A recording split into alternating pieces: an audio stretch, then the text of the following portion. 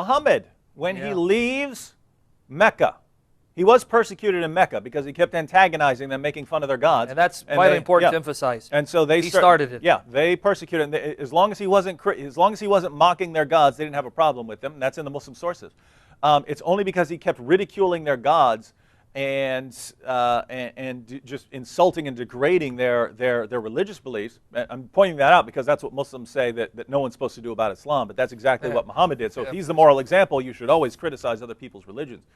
But Muhammad was persecuted in Mecca, we acknowledge that, and he eventually fled Mecca, went to Medina.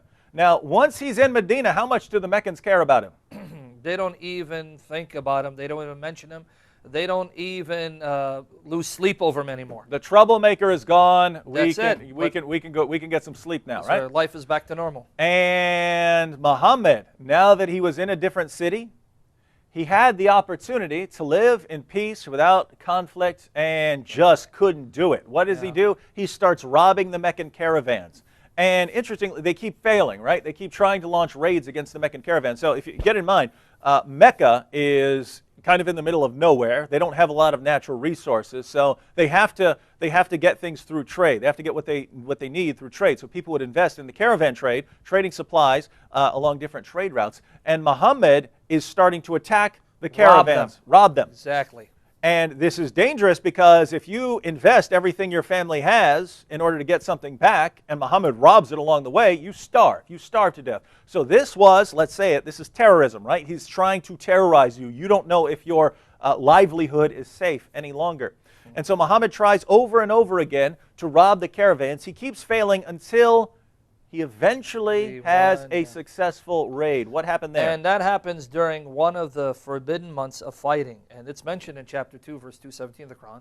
Let me just read the commentary by Ali al-Wahdi in his Asbab al-Nuzul. Al-Wahdi in his Asbab al-Nuzul, and give you the context. Now let me read this. Urwa ibn al-Zubayr informed us that the Messenger of Allah sent a military expedition against unsuspecting caravan, by the way. They were not prepared for an attack, and they were not going to war. Military expedition, and appointed Abdullah ibn Jash al-Asdi as its leader. This expedition proceeded until they reached Nakhla, which is near Mecca, where they found Amr ibn al-Hadrami leading a trade caravan for the Quraysh. That day was the last day of the sacred month, where it was forbidden to fight and wage war. The Muslims were divided in their opinion, right? Some of them said, we know for certain that today belongs to the sacred month. Now notice, they're aware of this, right?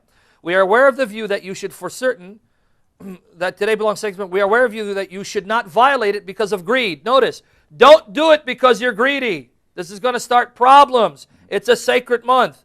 The opinion of those who desire the stuff of this world gained the upper hand. They attacked Ibn al-Hadrami, killed him. They killed this man and seized his camels. Now I can read the rest of this, but you get the picture. Here it was the forbidden month where you could not attack other people, especially unsuspecting caravan that was carrying goods for the welfare of the people at Mecca. What do the Muslims do? Decide to attack and kill this person in order to steal their goods and bring them back to Medina. And now that caused problems, but again, remember, Allah is only too quick to fulfill desires of Muhammad. He hastens to fulfill desires of Muhammad. And chapter 2, verse 217 was revealed to justify what Muhammad did, basically. Now, I have the verse. I can read it if you want to read it. Go ahead and read the verse real quick. Real quickly, because I know time is winding down. 2:217. Notice Allah's response to this atrocity. What did Allah say in light of this atrocity? They asked thee concerning fighting in the sacred months. Fighting therein is a grave offense. Yeah, it is wrong. Quran is acknowledging it. But worse still in the sight of Allah is to prevent access to the path of Allah, to deny Him, to prevent access to the sacred mosque and drive out its members. Tumult and oppression are worse than slaughter. Do you get it? The justification? Yeah, it's bad. But you know what's worse? That you allow Muhammad and his followers to come and visit the sacred mosque, that you drove Muhammad out from Mecca because he wanted to worship Allah alone. So there's a general truce. You violate the truce, kill someone who's just trying to trade some goods, and yeah, that's kind of bad that you did that in the sacred month, but it's okay because they did something to you first. Welcome to Islam.